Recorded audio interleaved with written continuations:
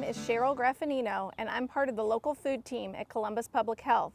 My job is to help make sure that more food that's grown in Columbus, Ohio is available for you in your neighborhood and in your school. We are here at the Franklin Park Conservatory and Botanical Gardens reading for the Farm to School initiatives in Columbus City Schools. The book I am reading is How Groundhog's Garden Grew.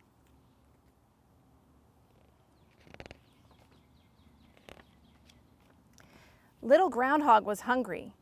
Beautiful, scrumptious, irresistible, he exclaimed as he crept into a neighbor's lovely vegetable garden.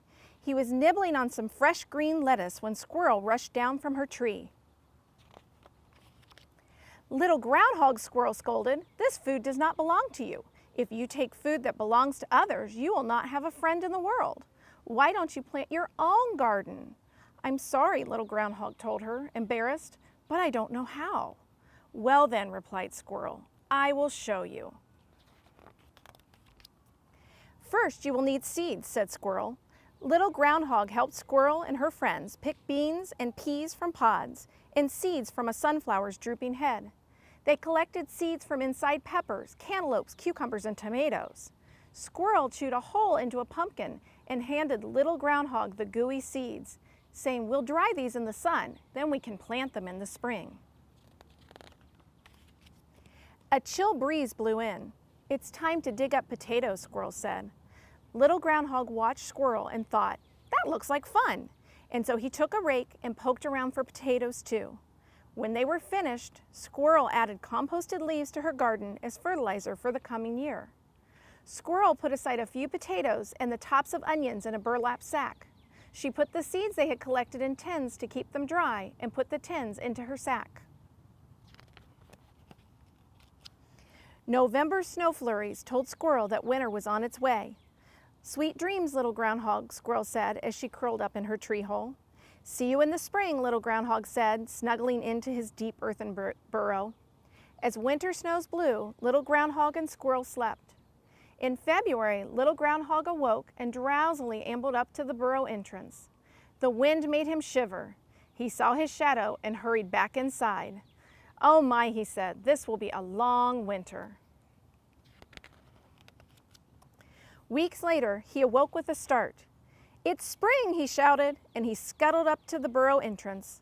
And there he met Squirrel carrying the burlap sack they had filled with potatoes and the tins of seeds. "Rise and shine," Squirrel said. "It's planting time. Look, the potatoes are sprouting. First, we'll cut them into little pieces with 2 sprouts each. Then we'll plant them with their sprouts pointing up and cover them with soil. Each sprout will grow into a new potato plant. Next fall, we'll dig up new potatoes out of the ground. Now let's find a sunny place for your garden." When they found a good spot, Squirrel told Little Groundhog, "First, we need to dig in the soil to loosen it up." Next, they planted the cut-up potatoes.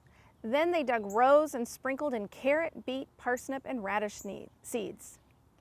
"All these vegetables will grow under the ground," Squirrel told him, "so we call them root crops." They covered the seeds with dirt and gently watered them. At the end of each row, Squirrel stuck markers to help them remember what they had planted.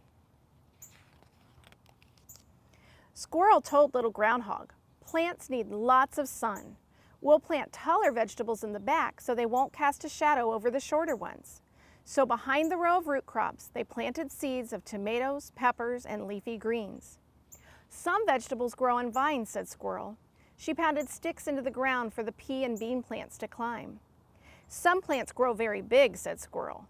They planted the seeds of pumpkins, zucchini, yellow squash, sunflowers, corn, and artichokes far apart to give them lots of room to grow.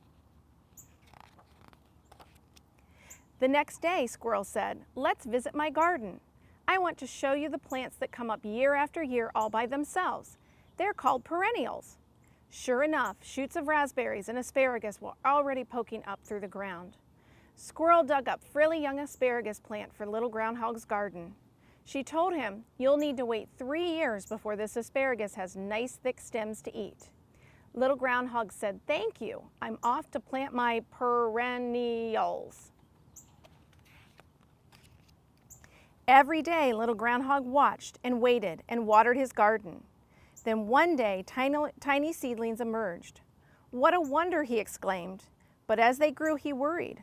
"Are these seedlings too crowded together? What should I do?" he asked Squirrel.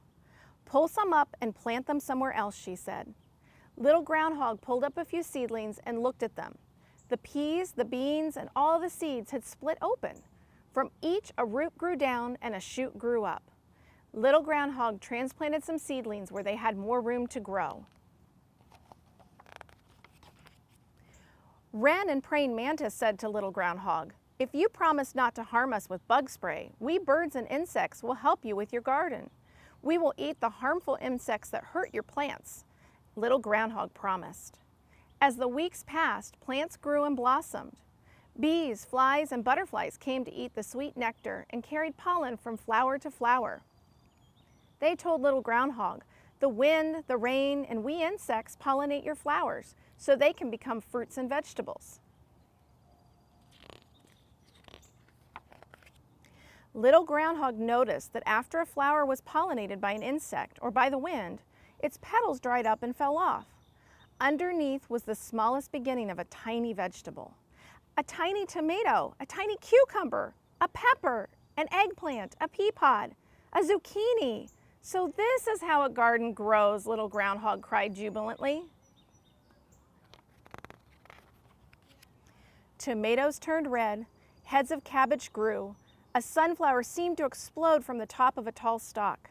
Snap peas, string beans, peppers, lettuce, and chard grew larger under the warm sun.